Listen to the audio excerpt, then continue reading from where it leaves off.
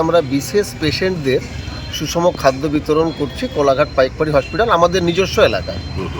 বিগত 2-3 দিন ধরে আমরা শহীদ মাতঙ্গিনী, মহিষাতল, হলদিয়া মিউনিসিপ্যালিটি, এগরা, পটাশপুর 1, পটাশপুর 2 এই সুষম খাদ্য বিতরণ করে আসছি। আগামী দিনে আপনাদের আশীর্বাদ নিয়ে যেন একইভাবে চলতে পারি সেই আশীর্বাদ আমরা প্রার্থনা করি। পাথেয় আমাদের। নমস্কার।